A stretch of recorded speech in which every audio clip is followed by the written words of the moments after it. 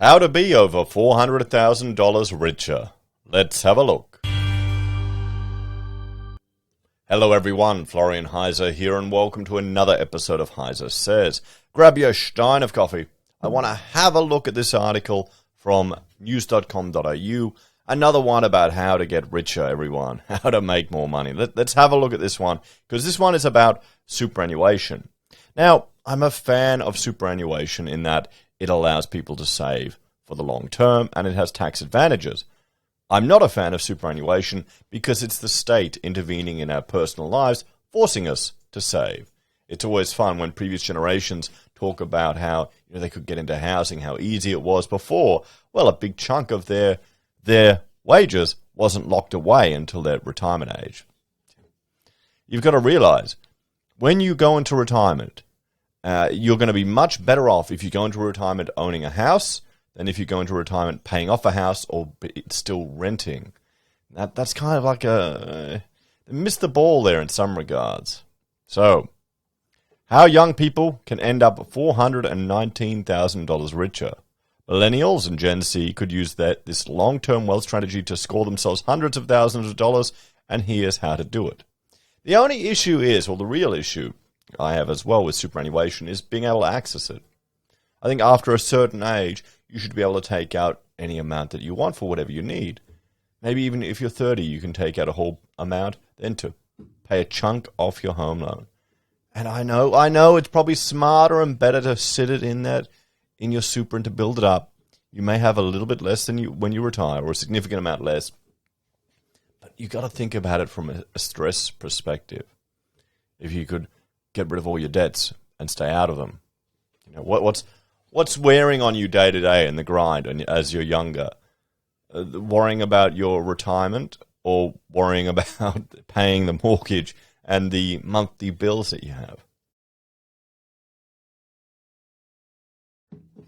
Oh, let's have a look.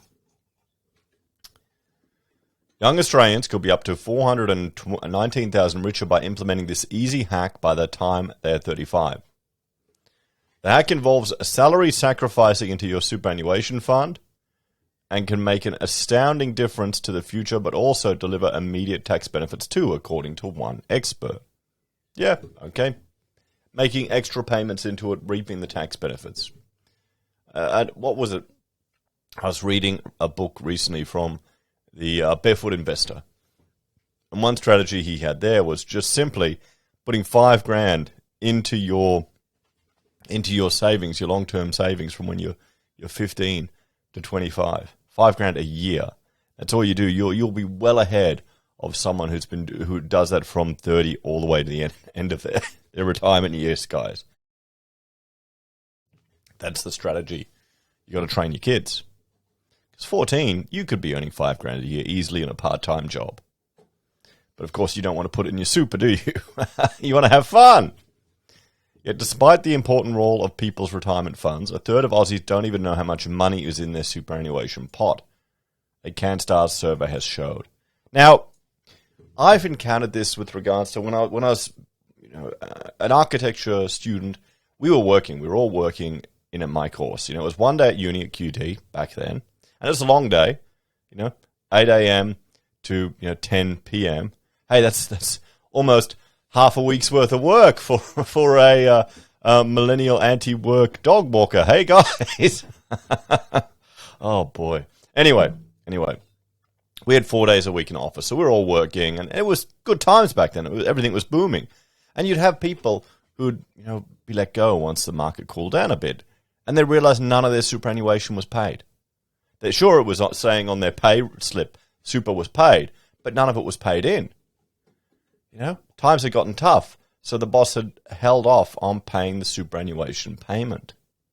This is why, if the government's going to force us to do this, the individuals should have to deposit it into their super fund themselves, not their bosses.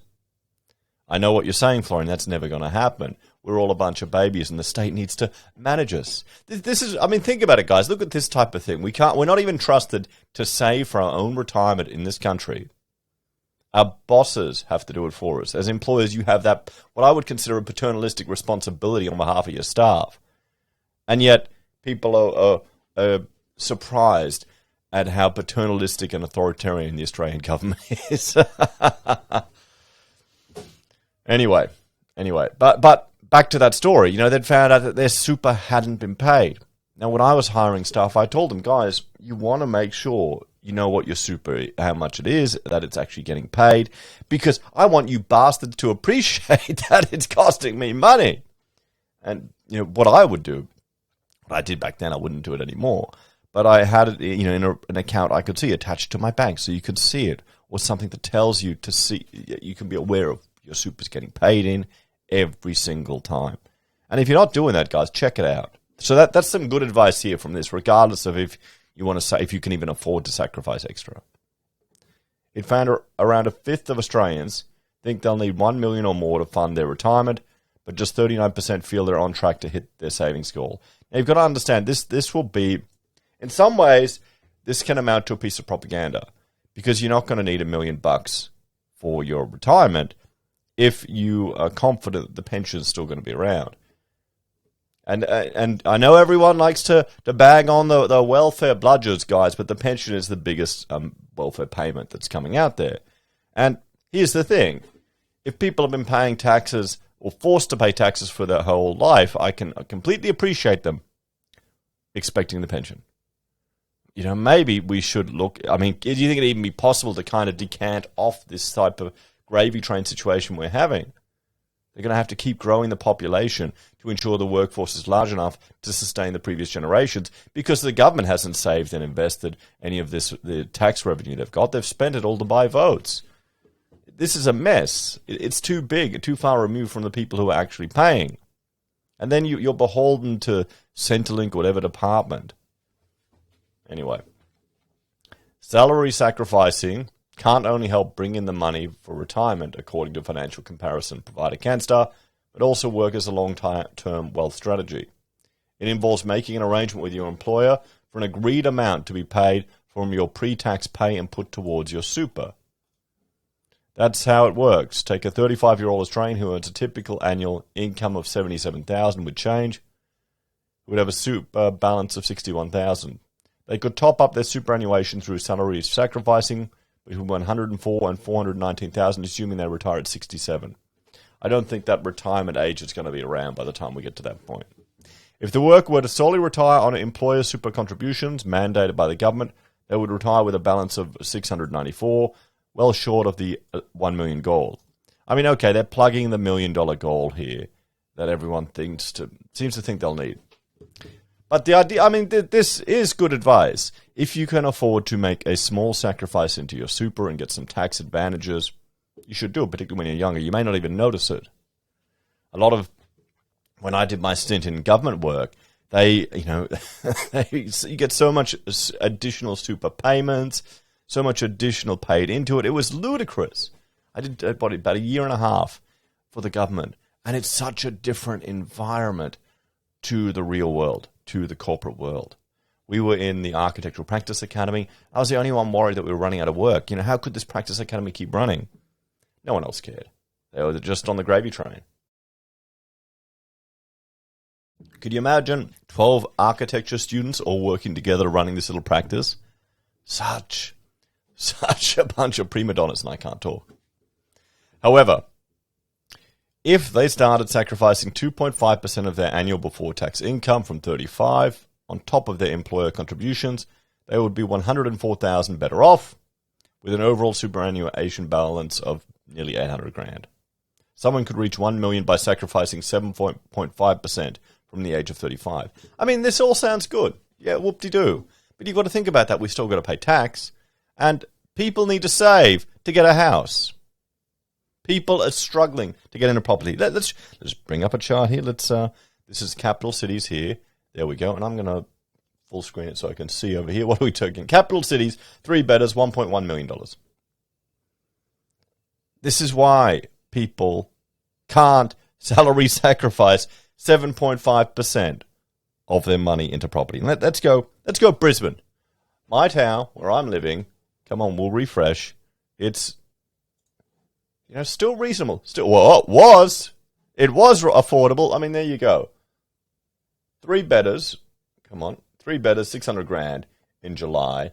We go back just to 2018, go even further back. 400, 2010, 400 didn't move much. Look how flat it was. And then, boom, what happened here now? Now we're sitting at three betters, 775. Okay, we're copying Sydney, guys. We're catching up to Sydney.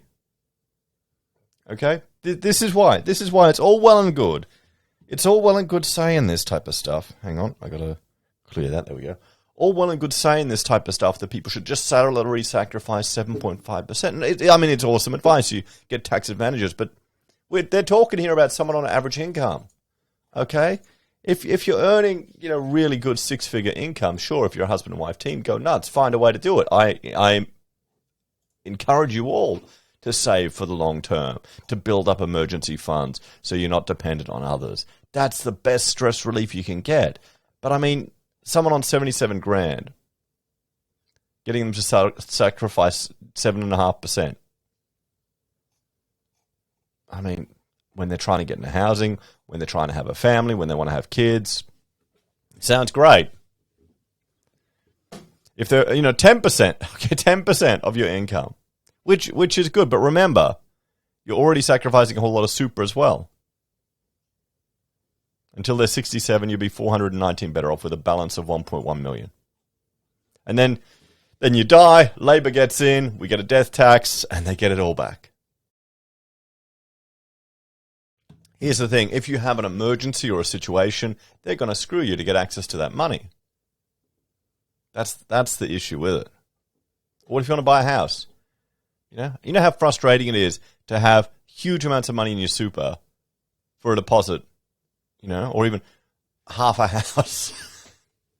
And you can't, get it. You're struggling to get a deposit together. Stephen Mackenbacker, Canstar's finance expert, said making regular contributions into superannuation over and above what the employer pays can make a huge difference to your retirement balance. Yes, that's completely true.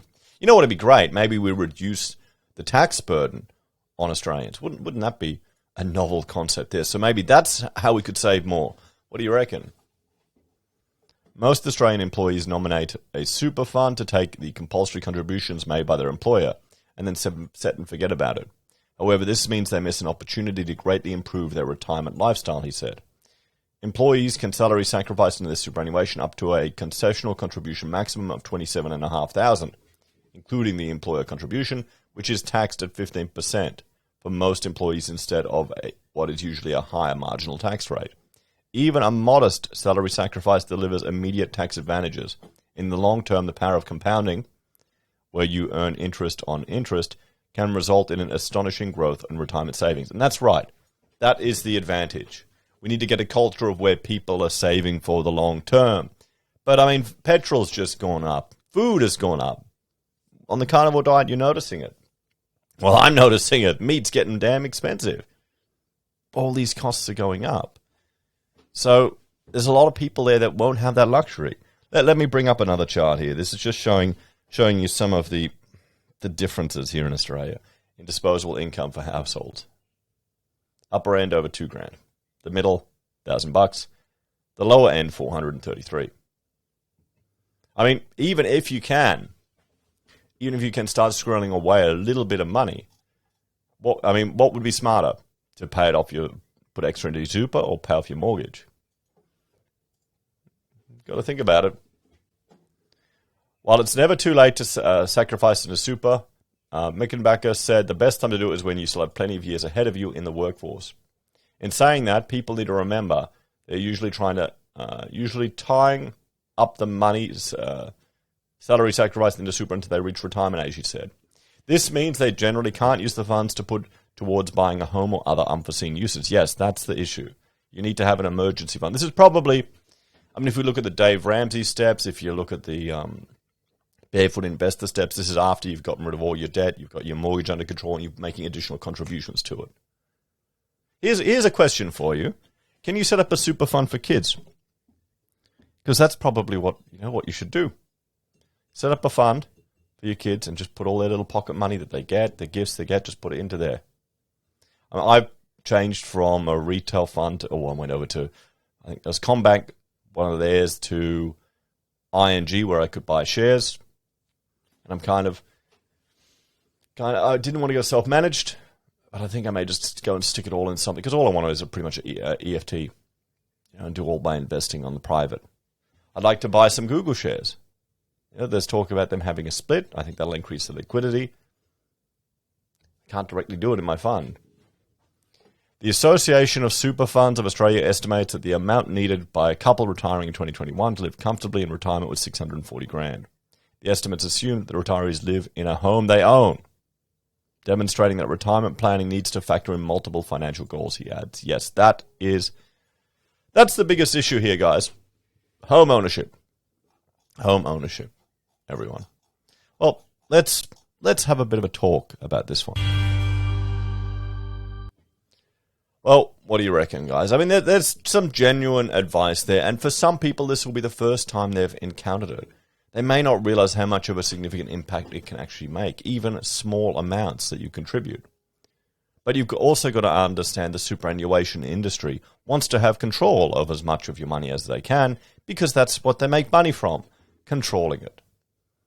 I can't see Australia moving anytime soon to allowing us simple plebs more control over our finances, so you've got to work the system to the best of your ability.